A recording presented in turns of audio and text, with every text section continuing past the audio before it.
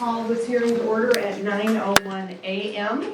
And this is the first hearing of this type that I have chaired, so I will ask you all for grace as I continually look to both Sarah and Bill for making sure that I stay in all of the right spaces and do it as it should be. So with that, I believe the first piece of this is council will read to us the legislative hearing proceedings. We'll have to do so. A sign-up sheet is being circulated. Actually, it's in the back corner of the room for anybody who wishes to testify.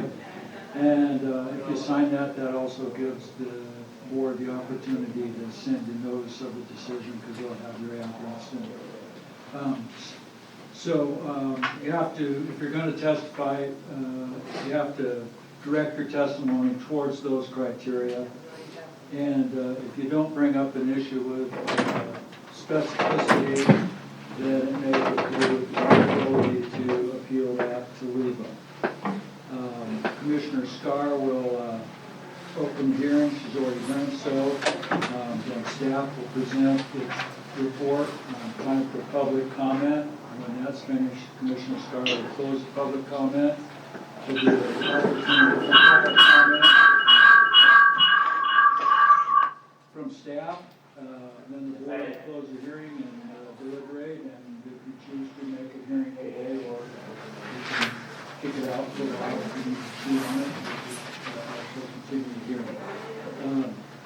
And if there's a challenge to the board's ability to hear this, now's the time to do so. And now is also the time for the board to declare if they have any biases or conflicts of interest.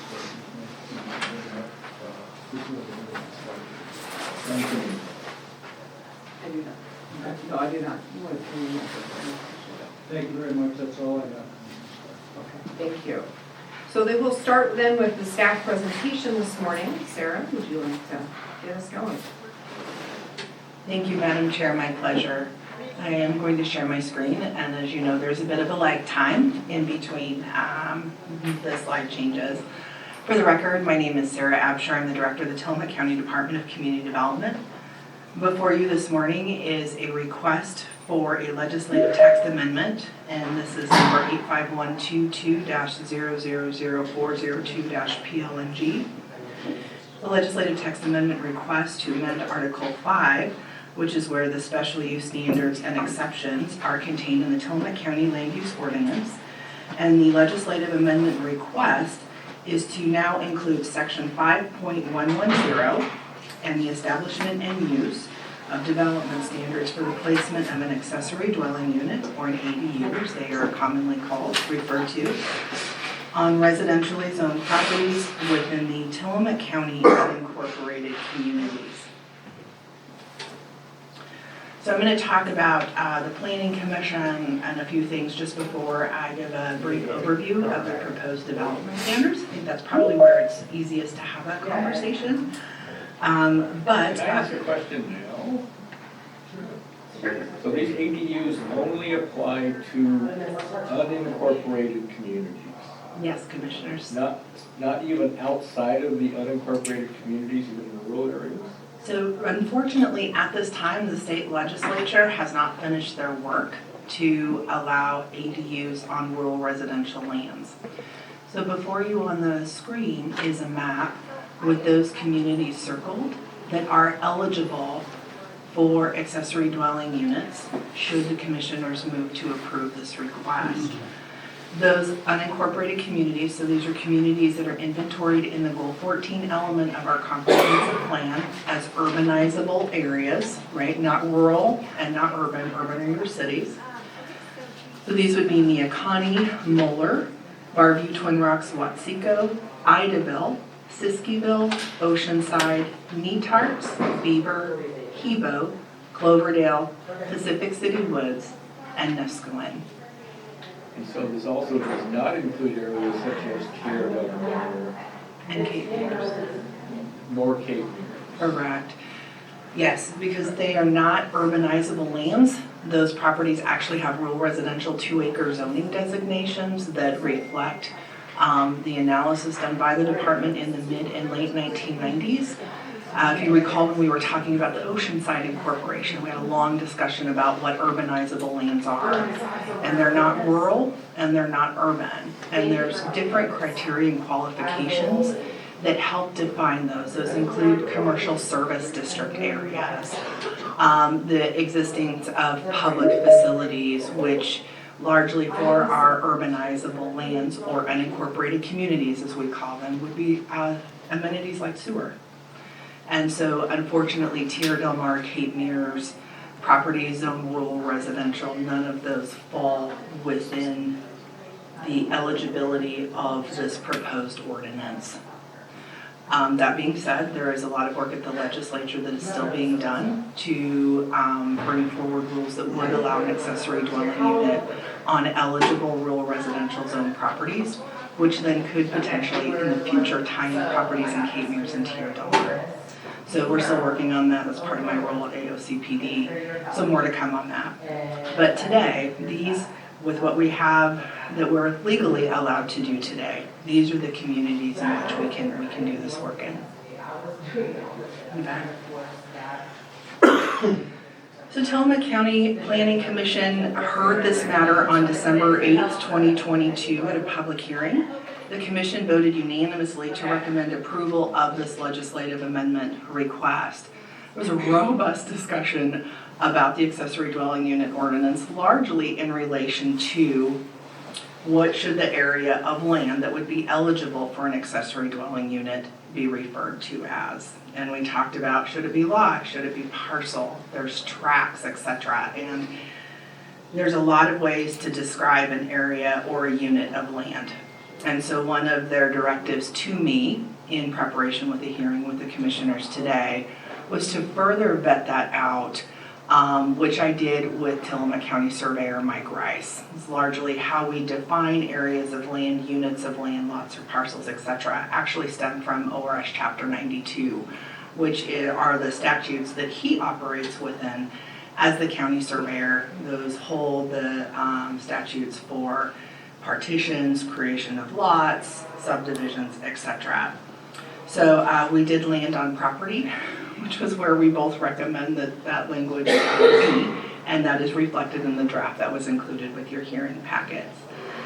The other thing that we discussed at the December 8th hearing was the accessory dwelling unit prohibition language, that accessory dwelling units cannot be used for transient lodging purposes. So it would be to be used as a short-term rental, part of a bed and breakfast enterprise, or part of something like a motel, hotel, or room and board facility.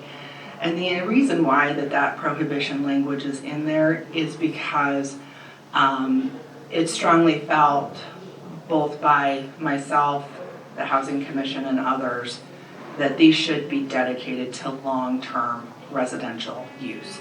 And the best way to protect them and make sure that that is where they remain is to put that prohibitionary language within the draft ordinance. Because short-term rentals are not regulated through the land use ordinance, the prohibition for an accessory dwelling unit would be contained in Ordinance 84, which Commissioner Starr and I and the Short-Term Rental Advisory Committee are also working on. So we will make sure that there is consistency in those two separate programs to ensure that prohibitionary language exists so that accessory dwelling units are dedicated and preserved for long-term residential use. And then lastly, one of the other pieces that's notable was a discussion about bringing existing unpermitted accessory dwelling units into compliance. So we are all aware, we may not know where they all are, but there are dwellings, or I would say accessory dwelling units as individual structures on properties that are not permitted and have not been brought into conformance. And that's largely because they were either developed before our land use program went into effect, or because zoning currently does not give that as an opportunity, and the high cost of system development charges and other restrictions have, I'm going to assume, put property owners and landowners in a place to where they have had these units, but they have not been able to bring them into conformance and permit them for those reasons. And so what we talked about at the Planning Commission hearing was, should the board choose to approve this request, working on next steps to talk about how, with the water and sewer districts and others, we could find a path forward to permit and bring these units into conformance. And largely in the draft language of section 5.110, that was something that was in the back of my mind. You know, the purpose of this draft is to make it attainable, accessible, and that's not only for new construction, but how can we work with people that already have these to bring them into conformance and permit them. So with that, accessory dwelling unit standards. So section 5.110, so I went ahead and put up for your review and for the benefit of those online and in the room, what the definition is.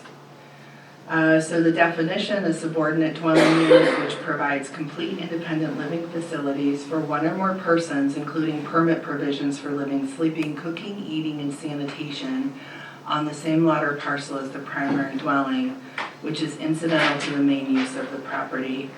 In no case shall the ADU exceed in area, extent, or purpose the primary dwelling. And so then the second paragraph talks about an accessory dwelling unit could actually be included as part of the existing primary dwelling, or it could be a freestanding structure on the same property.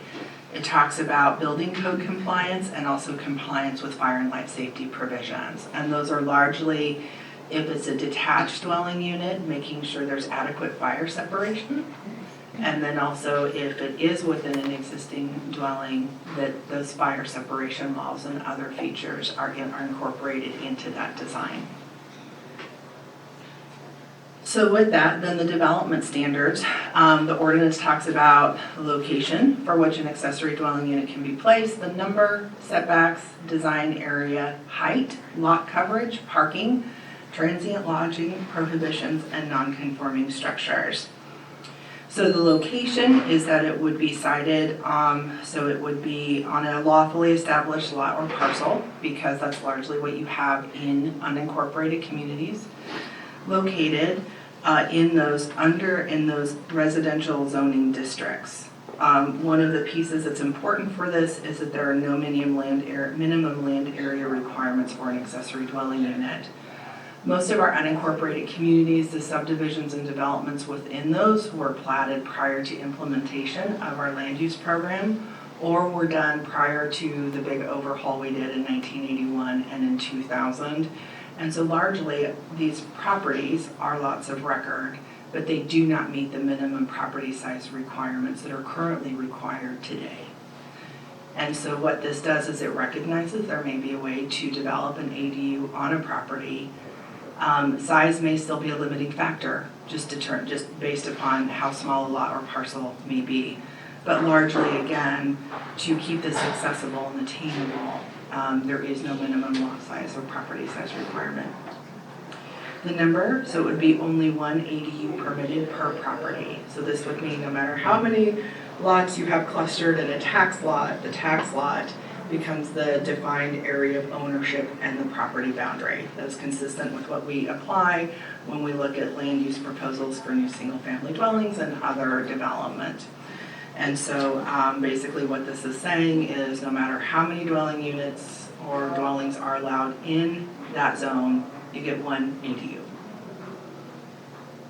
For setbacks, with our unincorporated community zoning districts, setbacks vary. Some in a higher density zone have less setbacks. With a lower density zone, their setbacks are larger. And these are largely there for open space requirements or making sure that development is sparsely located throughout the zoning districts. Part of this proposal is to streamline all of those setback requirements for an ADU to what you see in this ordinance. So again, clear and objective standards, attainability. It's something that no matter what residential zone you're in, if you qualify, these are the setbacks that would apply. The requirement would be for a minimum rear yard setback of 5 feet. This is consistent with the 5-foot setback requirement in a rear yard for something like a corner lot. This is not a new setback that we are introducing. It's already in application for certain lots located within community zones. Also, minimum street side yard setbacks, a minimum of 10 feet. This is very important, especially if it is a corner lot. We want to make sure that development is not encroaching into that county right-of-way or other right-of-ways. So we do have a couple of provisions for small lot provisions in our ordinance. These setbacks also take those provisions into account, again, to provide some consistency, and I'll also offer some clear and objective standards. I have a question, Sarah. Yes. You just said that regardless of the lot size, not more than one ADU would be permitted. Mm-hmm. So what if it's an empty lot and somebody wants to build 2 ADUs to use as rentals? So how does that work? Well, that's a great question, Commissioner Bao. One of those units would have to qualify as the primary dwelling. Okay, and so that's absolutely attainable. Basically, one just has to be a little bit bigger than the other, right? So that's actually a nice segue into, I'll just go ahead and jump to letter E. So if you look at the ordinance draft, it says the floor area of an ADU shall not exceed 75% of the living space of the primary residence, or 800 square feet, whichever is less. So this would actually allow 2 dwelling units. One would have to be the primary dwelling that would then also be the qualifier for that ADU to then also be sited on the property. And the ADU would have to be either no more than 800 square feet in size or no more than 75% of the area of the primary dwelling, whichever is less. So the whole idea is that the accessory dwelling unit is subordinate. It's accessory to that primary dwelling. So completely possible. It's just one just needs to be a little bigger.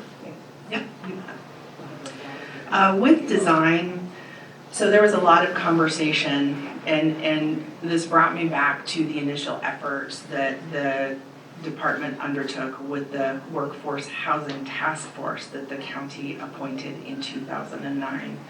That was when we initially wrote a draft for an ADU ordinance that went through a public hearings process. And during that time, and then more recently in vetting this out with the development subcommittee of the Housing Commission, I had a lot of conversation about design.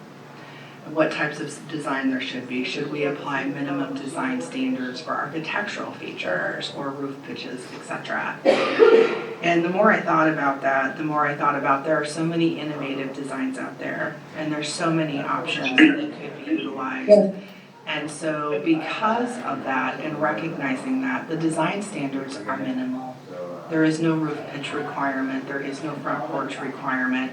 Because again, we want to offer, if the board agrees, the most flexibility that we can to make this attainable.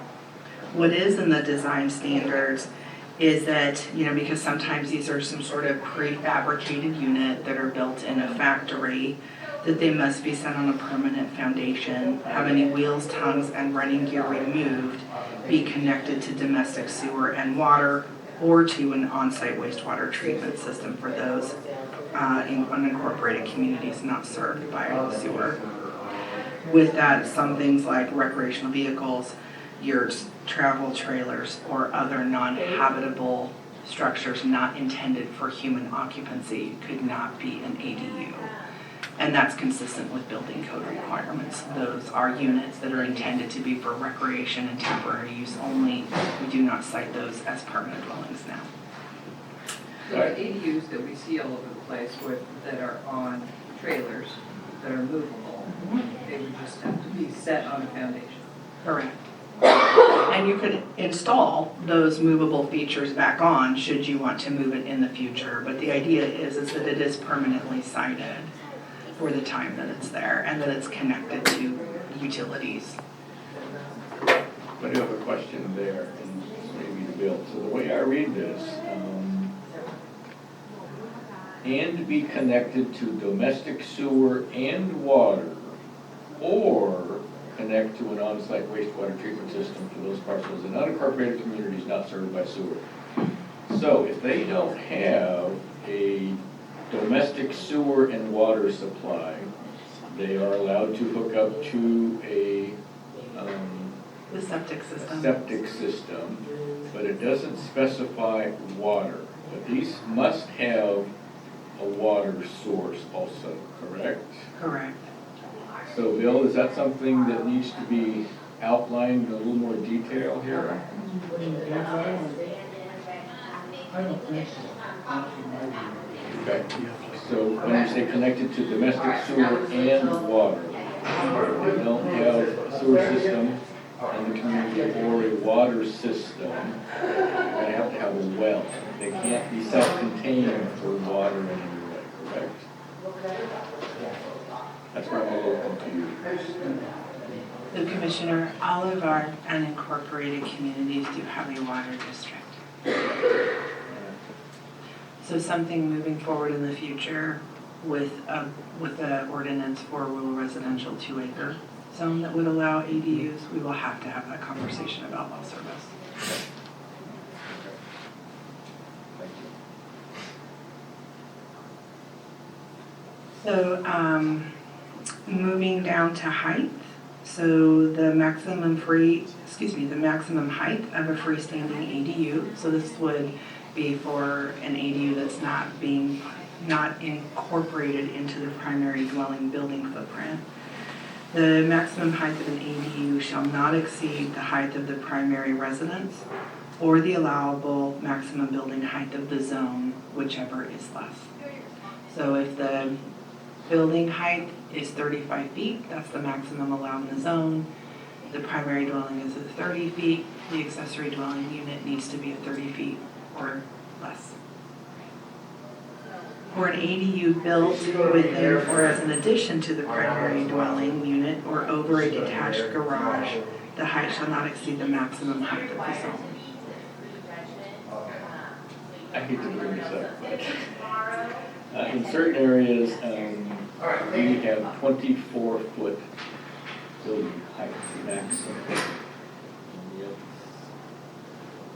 it's possible that within those zones, we have homes that are greater than 25 feet in height.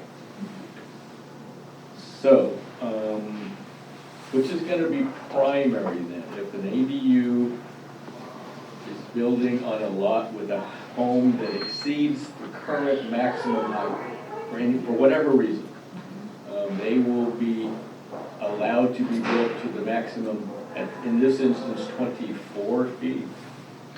So there's two answers to that question. Okay. So if it's a detached structure, ADU, okay, then it would have to meet the maximum height limit of the zone. 24 feet If in this the, instance. right, if the primary dwelling was non-conforming and taller, right? Non-conforming and taller. Okay. If it's an ADU to be constructed within the dwelling Okay. that exceeds the height limit of the zone, right? So like you said, if it's 24 feet is the building height maximum, the house is 25 feet. If you jump down to letter J for non-conforming structures, because that's what it would be. She's thought of it all. All your questions, Dan.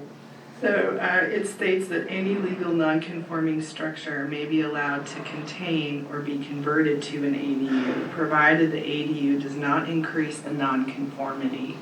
So that means that they would have to fit that ADU into that structure in a manner to where that it didn't increase the overall height of the structure. And then again, meeting applicable building and fire code. But that does mean that if the structure on the property is non-conforming, let's say it is 26 feet, and they added an ADU to the existing building, it also could be constructed at the non-conforming 26 feet, am I correct? Yeah, correct, yes. Now, if they are expanding the structure, so if they're going to expand the shell, then a non-conforming review may be required, which is something that we would do for an expansion of an existing non-conforming structure anyway. Not that we have any of those in Trumbull County. No, not at all. But what's important about that, there are some jurisdictions that require a variance. And the reason why I'm not recommending a variance is because the criteria in this instance, in my opinion, would be extremely difficult to meet, such as this is not a self-created issue. Whereas, so when you look at the variance criteria, you're looking at what's the constraint. It's a small lot, you've got steep slopes or other hazardous characteristics. There's something that has to be present on that property to require the variance. With that, are there any reasonable alternatives? Well, don't build one, right? And so the purpose of the variance criteria, in my opinion, are not what's appropriate for a non-conforming structure. What is appropriate, in my opinion, are the non-conforming review criteria that talk about number and kinds of vehicular trips. Is this something that fits within the character of the area? What are they doing for stormwater and stormwater management? So it's the way the criteria are constructed in a non-conforming review process largely also help better get at an assessment if it's required because it's a significant expansion, to where we can really assess those impacts of development of an ADU versus what are the constraints and are they self-created and do you have an alternative? So that is why that is there. Lot coverage, so just jumping around a little bit. And great questions, by the way, thank you. Lot coverage, so some of our residential zones have lot coverage maximums, which means that, only 50% or 40% or 70% of a lot can be covered with an above ground structure. Again, we're proposing that be waived to make this attainable, accessible, and to also provide those clear and objective standards. And then with that parking, so it would be one off-street parking space for the accessory dwelling unit. We require that parking space to be a minimum of 8 feet by 20 feet in size. And that is consistent with what is allowed for any type of a secondary dwelling unit in our parking standards already contained within Article 4 of our land use ordinance. And I believe the last one that we have not hit on yet is the transient lodging prohibition. So as I mentioned earlier, would be that the ADU is not to be utilized for transient lodging purposes. And then with this in lockstep would be making sure that that language, if the board agrees, is included in Ordinance 84. So Sarah, it does mean that the primary residence could be used for transient lodging. If someone were in that retirement phase of their life and they were wanting to have a short-term rental, presuming that, those all open back up and they're able to get a license, that they could do that in the primary and they could build for themselves an ADU. Absolutely. And so I think there's a couple of important takeaways with that being said.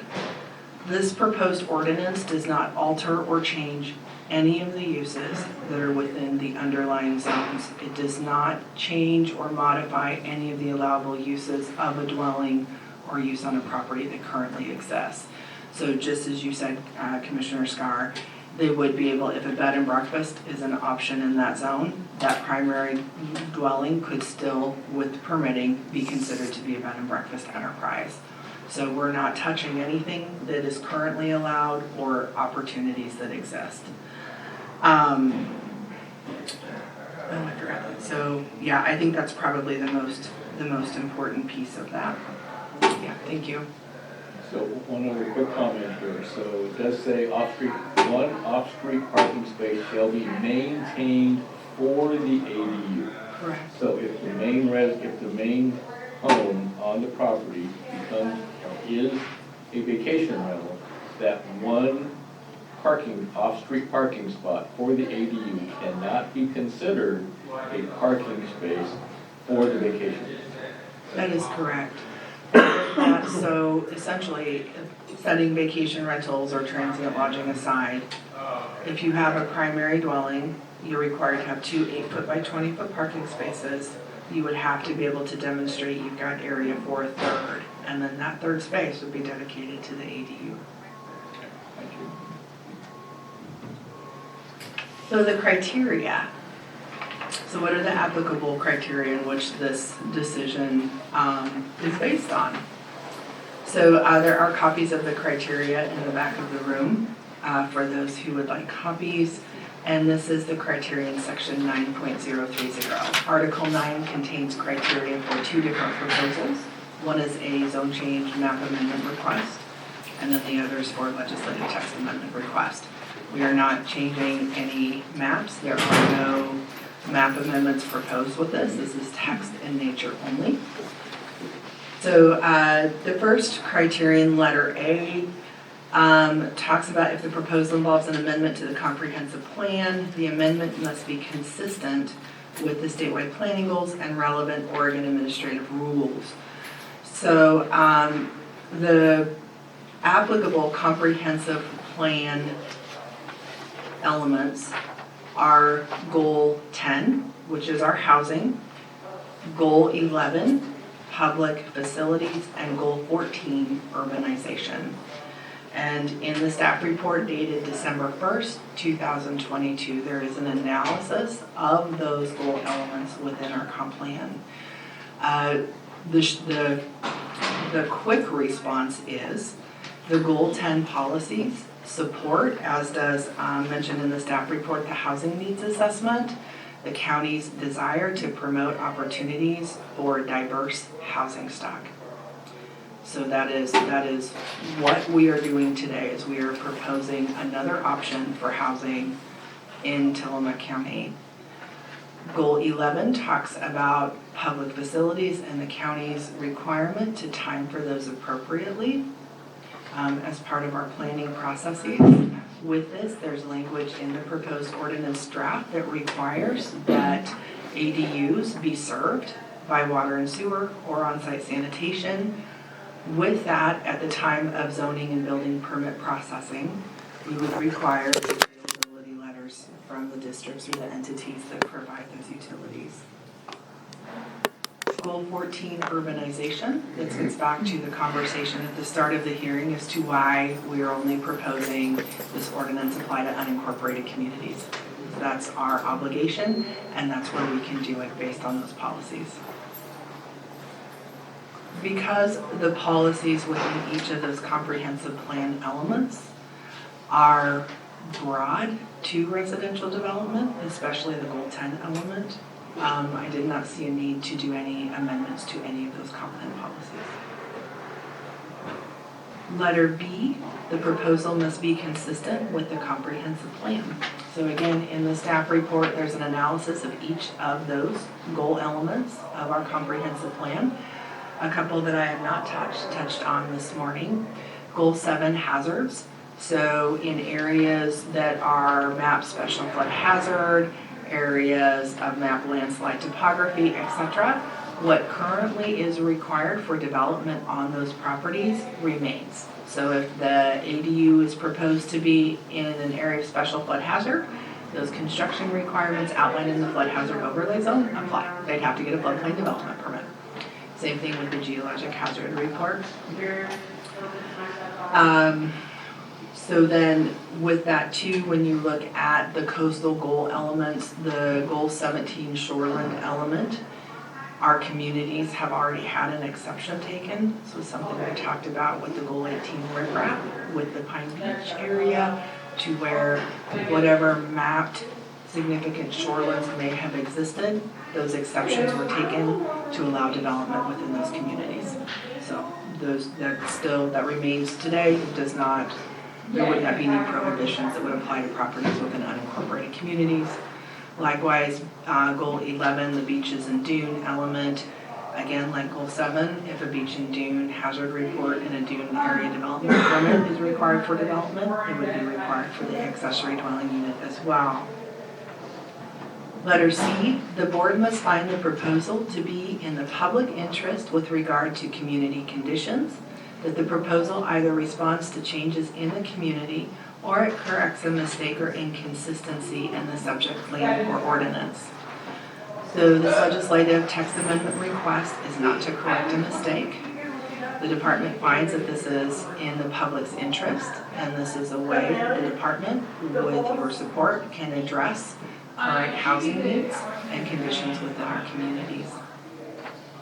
And then lastly, the amendment must conform to section 9.040, which is the transportation planning rule. So largely for ordinance amendment requests, this does not really come into play.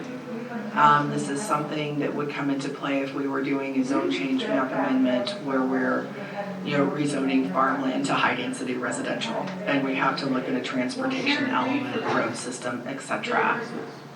As part of this proposal, along with the water, sewer, fire letters, we will also require some sort of updated acknowledgement from the Tillamook County Public Works Department, making sure that they have a road approach permit for the development of an ADU, which we have a lot of properties in our county that have approaches that are very old. So there's not necessarily a permit on file, but Public Works honors those, and then so just oftentimes a no-fee road approach permit. But largely what that does is it gives Public Works an opportunity to look at where the ADU is going, where the parking is going in relation to the road approach that's currently on the property.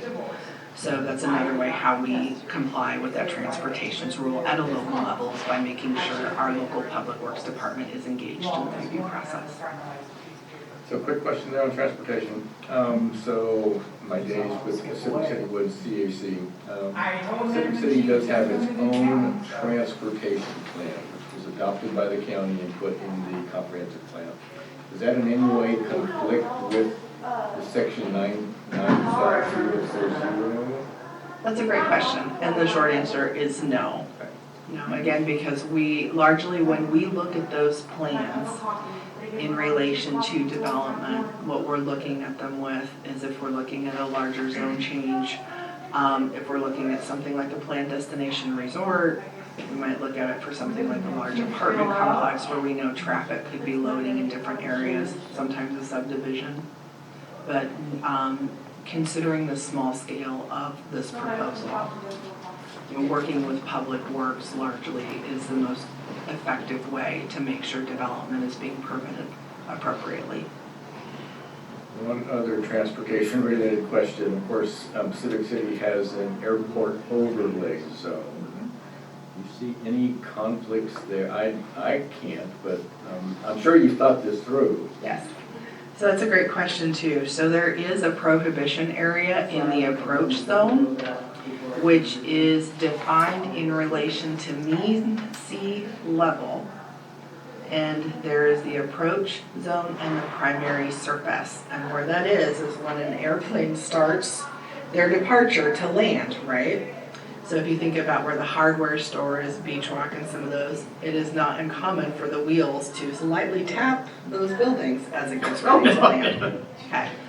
So, Ever heard that? Not uncommon, that's a little frightening, yeah. okay. So thinking about this in a common sense way, in the airport overlay zone, when you get to those surfaces that have been defined and determined by mean sea level, with the departure of how a plane is coming in and landing, there are density limitations within those surface areas. Density. That's right, because you don't want people there, but it's not a prohibition of multifamily use, it's gatherings, it's the number of people. Businesses and things. Right, or it could even be multifamily housing, like, Kingfisher was on the other side of that because the river was there and it was far enough away. But you're absolutely right, those are things that we need to take into account, and largely, all of those overlay zones, just like a development proposal for a single-family dwelling, will all come into play and be applied where appropriate. Okay. Thank you.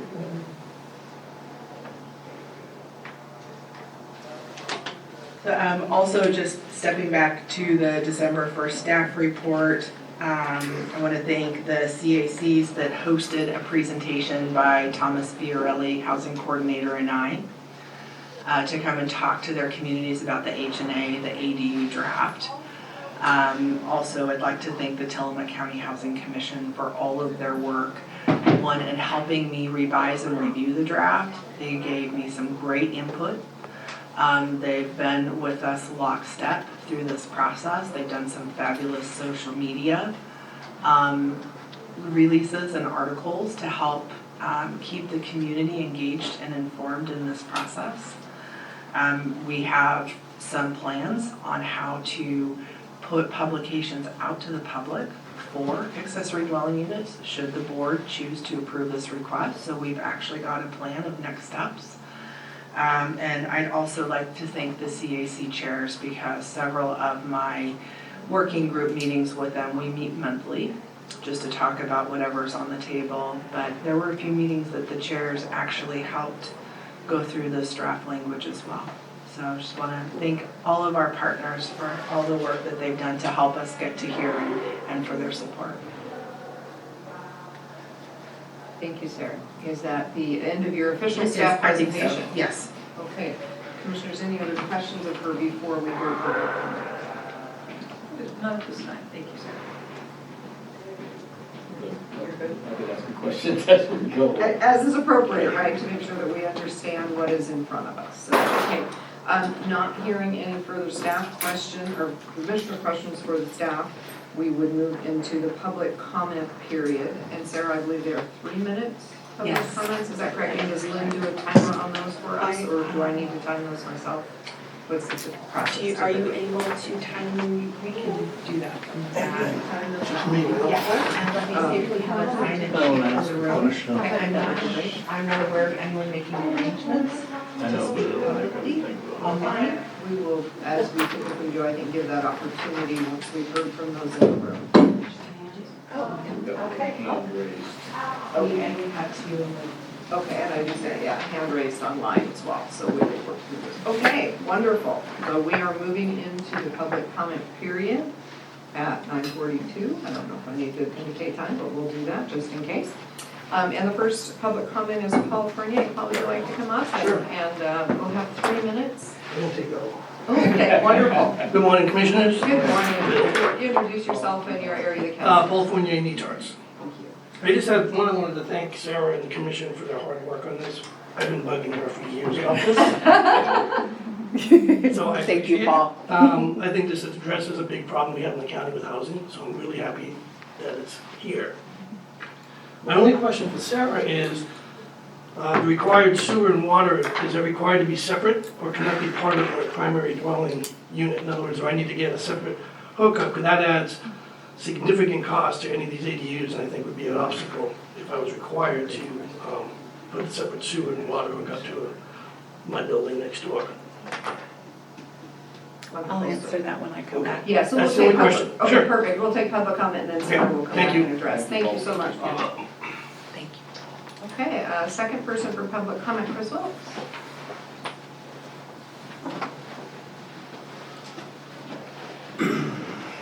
Hello, Commissioners. Good morning. For the record, Chris Wilkes, Tillamook.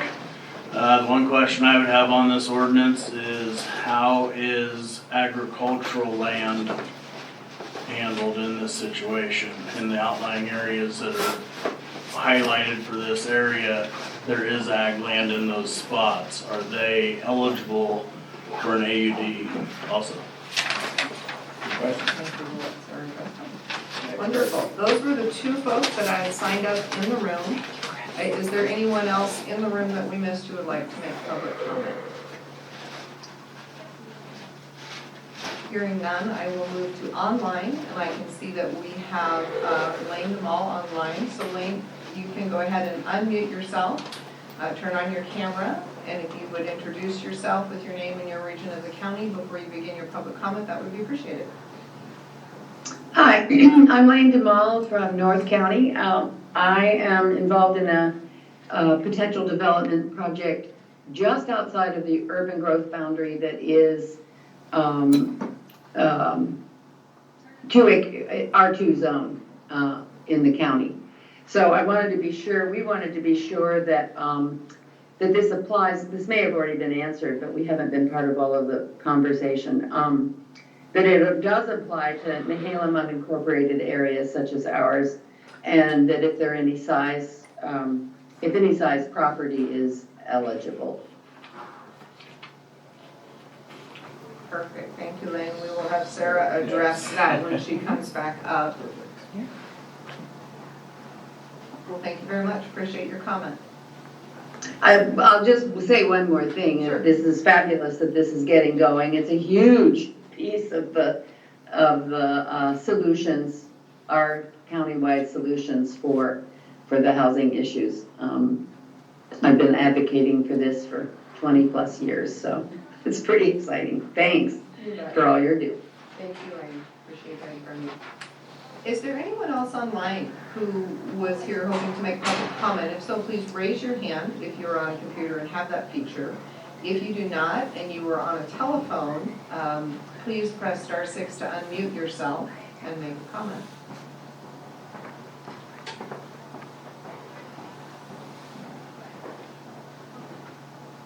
Okay, hearing no further public comments, we will close the public comment portion of our hearing at 9:46 and invite Sarah back up for some final comments from staff and any final comments from staff. Thank you, Madam Chair. For the record, again, my name is Sarah Absher. I'm the Director of the Tillamook County Department of Community Development, and I thank those that testified, and I am happy to answer those questions. So, let's see. So in relation to Mr. Wilks's question about agricultural lands and the boundaries, so the map that is included with the request is those green circles are approximate. That map actually was very difficult to produce. I was trying to figure out the best way to show the public where ADUs could be allowed.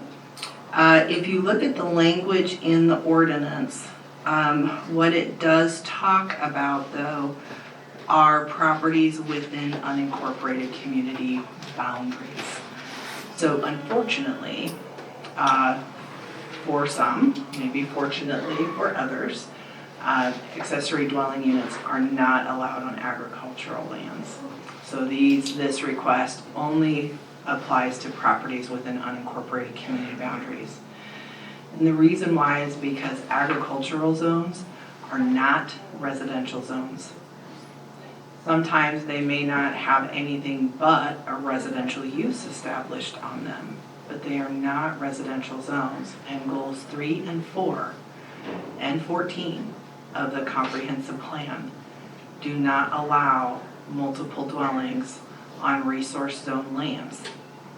The caveat to that is if it's a farmhouse dwelling or something where it's multiple dwelling units that are needed for the operation of a commercial natural resource use. So if a farmer needed housing for workers, there is already a permitting process in place for a farmhouse dwelling. But for agriculturally zoned properties that are only developed with residential uses, unfortunately, this would not apply.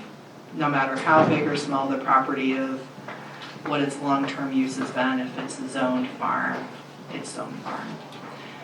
Maybe something in the future through the state legislature, we might see that change, but that's largely where that action would have to come from. Ms. Demol had talked about for properties outside of UGBs. So as mentioned in the beginning of this hearing, we are working towards an accessory dwelling unit ordinance and bill to allow ADUs on rural residential zone lands. The bill has already been passed by the legislature and the process was put on hold in rulemaking because of the wildfire protection mapping exercises. So as timing would have it, the legislature passed the bill and then we experienced the severe wildfires in 2020. And as a result, there were many counties that took a step back with the legislature and said, maybe we need to do some mapping and figure out where these ADUs, we don't want to keep putting higher density in high-risk areas.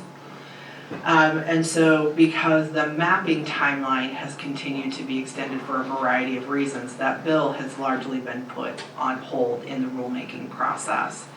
What's happening right now, though, is there's, I believe, a bill proposal or modification to that bill that's going to be considered this session to remove counties or those areas that are not subject to those high-risk wildfire mapped areas. So Tillamook County is one of those low-risk areas. Low risk doesn't mean no risk, but we are not in the same bucket as our partners in other counties centrally and easterly located across the state. The bill currently right now allows, so the eligibility requirement is that a property would have to be 2 acres or greater in size for the rural residential 2-acre bill, and for what we would see in an ordinance. It's my understanding there's another bill proposal modification that would actually drop that to 1 acre. There's also a bill proposed that would drop that to 1/2 acre. So we discussed them in my AOC committee or set up for our committee this week, that those are both bills currently pending in the legislature. So more to come as those potentially move through. I realize there are supporters and folks who are against that for many reasons. So, but they are currently working their way through the process. So if you are one of those who feels that is either a really good or a really bad idea, keep your eyes out for those. Absolutely, and planning directors across the state are divided on this too. This is actually a pretty contentious conversation right now, but it's an important one. And so whatever happens following this legislative session, myself, the community development director from Deschutes County and Lane County are all prepared to move forward with the draft ordinance proposal for the board once the session is over. And we're actually working together now to provide that consistency statewide with the establishment of those local ordinances as soon as possible. So more to come on that. I know for Ms. DeMull and others, that's really important, and we are following that as closely as we can. With respect to Mr. Fournier's question about water and sewer requiring a shared or separate hookup, that is a great question. And the answer is it depends on the district. Because our districts are special districts, they get to decide. They get to decide if you need separate connections. They get to decide what they charge you. Again, working with the Housing Commission and continuing that work into the future, one thing that we are preparing to do is to go to these districts and visit with them at a later time to start talking about accessory dwelling units and what they need, how we could support them to where if those separate hookups are required, looking at their fees, is there some sort of way that we could support them in coming up with an alternative approach to make this affordable to landowners. But I want to be respectful of the districts, and largely they've been very supportive of me being here at this table today. So I want to honor that too. But we will be working on that moving forward. And Sarah, I know that we are expecting that these are in unincorporated communities that have sewer systems, but there is language in there relating to an on-site waste system. And so in the event that someone had a septic tank that was in the unincorporated community and it fit, that would then be a conversation with the county sanitation department. Is that correct, to determine if there was capacity? That is correct. So Beaver is one of our unincorporated communities that has a water district but does not have a sewer district. And so yes, they would work directly with Chris Kiola in the Department of Community Development. Some of our communities, if you think about areas of Neskowin, even on the outer fringes of Bruton Road, towards the transfer station, those properties that are still on the community boundary. If you think about Moeller, those all have pockets and areas. Well, Moeller also does not have a sewer district, so Moeller is septic. But Neskowin, areas of Pacific City, I would say even Cloverdale, are in the community boundary, but there are properties that are outside of the sewer service district. With the sewer lines, the infrastructure just doesn't go that far. They would also be required then to work with Mr. Kiola. Okay, those were our 3 comments. I folks feel like they got the answer to their questions. Are there other questions or comments from the commissioners while we have our public comments from staff? Otherwise, we will close the hearing and go into deliberation. Just a quick question for Sarah. Sarah, it's my understanding that the state of Oregon is pushing the idea of ADUs. Am I correct in that thinking? Commissioner, I think that that's something that's always been on the table. I don't know if I would say that they are pushing for them, but there's a lot of action at the state level to promote housing, specifically as that affordable and workforce housing across the state where it can be permitted. The governor's really pushing this idea of tiny homes being built with modular lumber, timber products. So if one or more of those was, well, one came to a property and it were placed on a permanent foundation, would that qualify as an ADU? So first you'd have to qualify the primary dwelling, right? Because you can't have the ADU unless you have the primary dwelling. So that would get back to the conversation of possibly, if it meets, if we can issue a building permit for it and demonstrate it meets local building, or building codes, then you could have the second come in, provided it was smaller, based on that formula. But yeah, it's, an ADU is a dwelling unit, but the purpose of it is to cite it as an accessory dwelling unit with the primary. Primary. That's right, to the primary unit. I don't know whether those tiny homes that are being developed in Portland right now, whether they have, I guess they have to have water and sewer, right? Right, and I think the question is a building codes question, I think would be the part that I would have just with the brief experience I had with the micro shelters, which did not have sewer and water, mind you, it's a different setup. Those were a central restroom area where sewer and water was provided, but building code requirements still applied because they were going to have human habitation. So I expect that the building codes will be what drives whether tiny home A or tiny home B would be allowed in this particular setting. It's what drives, if I understand correctly, why RVs cannot be used as a permanent structure. And again, this was what I understood in developing, spaces for those experiencing homelessness.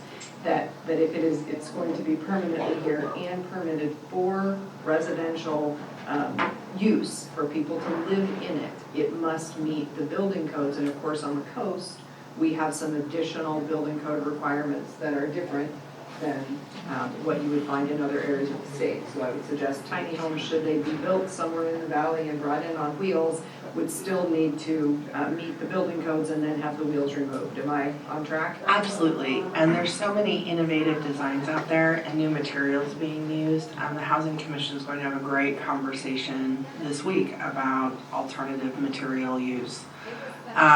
But, we always, to this day, with or without this draft, encourage people to come in and talk to us. If you found some sort of tiny home or dwelling unit that you want to try to cite, bring your paper and your paperwork and let's sit down and see if we can permit it based on our building codes. And so, sometimes they can work here, sometimes they can't. Sometimes they need a lot of engineering to add to it that largely may take it out of the, remove it as an option, but we're happy to do that now. Well, we don't have, and I guess we don't have a minimum size requirement for a dwelling unit. A lot of jurisdictions require a dwelling to be so big. We do not have that. The minimum size of a dwelling unit based on how Tillamook County regulates planning is that it has to meet building code requirements. And throughout the building code structure, there are minimum size requirements for a bathroom and a kitchen and different things. So basically, if they can meet those minimums, then we're going to permit that as a dwelling through planning. Yeah, so the ADU could be what we've been talking about, was a tiny home on wheels, et cetera. The ADU could be a stick-built home put in place, built right there, as long as it is smaller than the main dwelling unit and doesn't exceed that 800 feet, or 25% of the initial dwelling unit, whichever's less. So there's a number of ways. I think it's important for people to understand that everything isn't going to necessarily be a tiny home on wheels. These can be simply smaller homes that are built in addition to the main dwelling that's there, correct? Correct, and that's why we left the design standards focused on what an ADU cannot be. And then also the incorporation of the language that it has to meet building code and fire and life safety requirements, because we want to afford people flexibility. And the other key piece is that it does have to meet setbacks, it does have to have adequate parking, it does any underlying pieces to the zone where it's going into, the overlay zones, the beaches, all of those things still apply. So it isn't a free pass to put anything you want. It still has to meet what's appropriate in that particular area, correct? Correct, and if you're on a property that's regulated also by CCNRs that has design standards, you would have to follow those as well. Thank you. Christian? Other question for Sarah, or are we ready to move to deliberation? I do not. Okay, I don't think I can take questions from the public at this time. I have closed the public hearing. I am so sorry, I see the hand of the person who is interested, but unfortunately, this is one of those very driven processes. So after the meeting, I'm sure we can clarify anything that remains unclear. Okay, with that then, I will go ahead and move from final comments of staff, and I am going to close the public hearing at 10:02 a.m., and we will move into deliberation. Commissioners, who would like to begin? I'm happy to. I think this is exciting, it's high time, I'm super encouraged, I think it's a great start, I'm fully supportive. I'm disappointed not in you, I'm disappointed that we're not voting today on ADUs for all of unincorporated Tillamook County. I know that I'm not alone in that, I've heard from a lot of people who are very excited about that, and I think that's what Lane DeMall was referring to, and so I urge us to participate in that legislative process to the full extent possible. I'm hope that you will keep us informed. I'd like to testify in those hearings. I'd like to be involved. I think it's very important, but this is a good step. If this is what we can do now, then by all means, let's do it. Yeah, I think I would have to concur here. I was involved in this discussion 10 years ago. 13, wow, 13 years ago. And I had my concerns then. But I appreciate very much your staff report. And in your staff report, you quote some things that I was not aware of. So in coastal resort towns, I live in Pacific City, 66 to 80% of the total housing stock is owned by part-time residents. It's a huge number. And 1 in 3 local workers now reside outside of Tillamook County. I mean, those are amazing facts. They really are. It just goes to show you the need for housing in Tillamook County. So even though 13 years ago I may have had some concerns about ADUs, things do change. And the housing has not gotten better in Tillamook County. It's gone the other way. Things are much worse today. So I appreciate very much your staff report, all the things that are included. I think we had a lot of questions moving through all this. But staff, as always, we do a great job in answering all of those questions.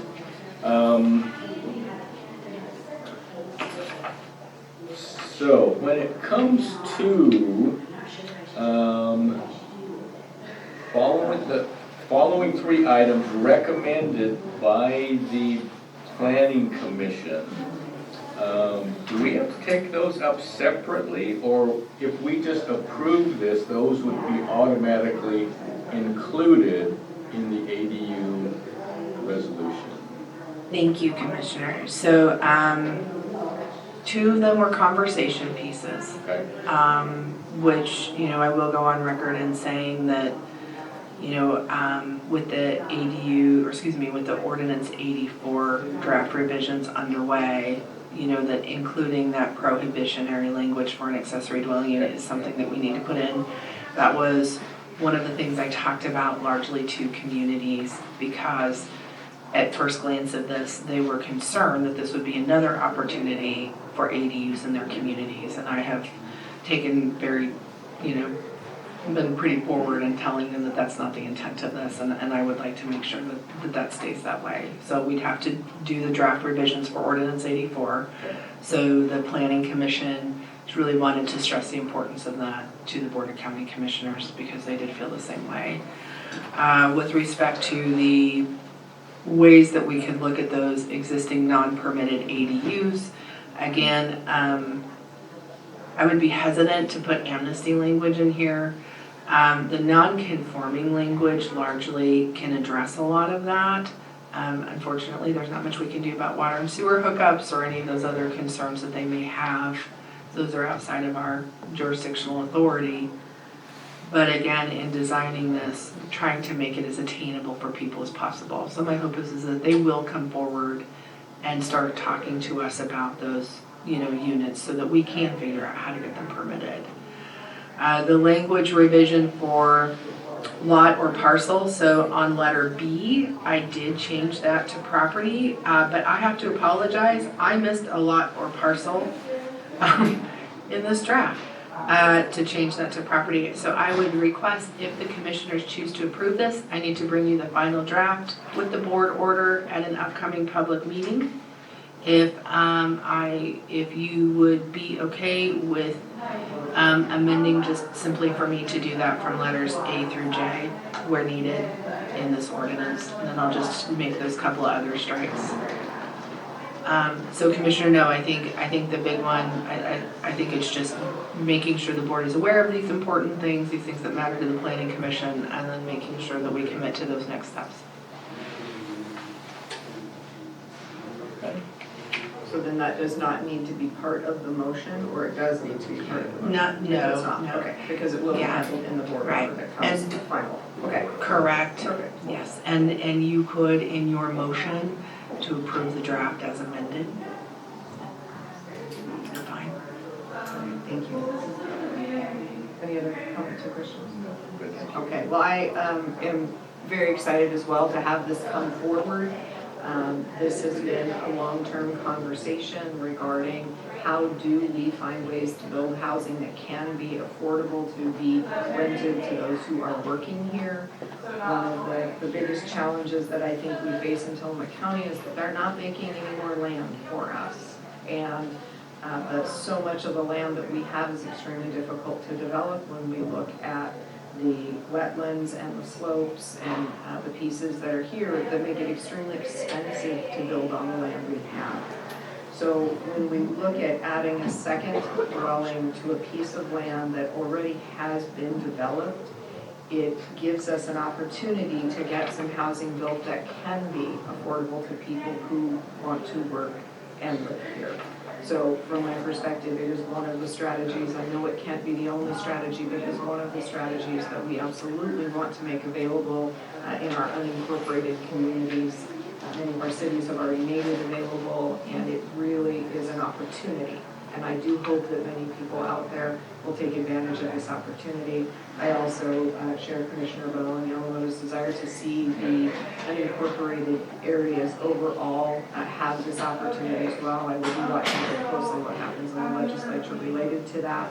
I do know that our rural residential areas have a certain character that we want to ensure we don't lose by adding too much density. There's a reason that folks buy a rural residential 2-acre lot in our communities, and I think we have to be mindful of that when that does come to us.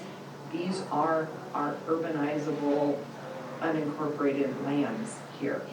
People who are in our unincorporated communities are already on lots, they're already living in neighborhoods and in communities. So it is a really, to me, reasonable step for us to take to make that density just a little bit more possible, a little bit more affordable. Commissioners, anything else related to deliberation? Are we wishing to make a decision today? If so, I look for a motion. I will make the motion. Madam Chair, in the matter of 851-22-000402-PLNG, Tillamook County Land Use Ordinance, Section 5.110, Accessory Dwelling Unit ADU Standards, a legislative text amendment request to amend Article 5, Special Use Standards and Exception to the Tillamook County Land Use Ordinance to include section 5.110 to establish use and development standards for construction of an accessory dwelling unit, ADU, on residentially zoned properties located within Tillamook County unincorporated communities. I move this request be approved based on the evidence and testimony in the record demonstrating the applicable criteria contained in Article 9 of the Tillamook County Land Use Ordinance have been met, and direct staff to prepare the order reflecting this action. Do I need to put some language in here, approve the draft as amended? Yeah. So stated. Okay? Okay. Second. We have a motion and a second. Is there any further discussion? I would just add that I did not share my thanks to the Housing Commission, my thanks to the Planning Commission, my thanks to the CACs, the CAC chairs, everyone who vetted this before it came to our table. I think as commissioners, one of the things that is super important that we have been reminded of recently is that these things need to be vetted very broadly and deeply through the community before we bring them forward. And I just appreciate everyone who did the work to make that happen. So that was 13 years ago. That's right. I'm not sure if okay, so I have a motion and a second, wrapping up that discussion. All those in favor, please signify by saying aye. Aye. Aye. Motion carries. Thank you very much. Okay, I think then we will, we can just adjourn this public hearing, or this hearing at 10:12 a.m. Thank you, everyone. Thank you. That was all you talking.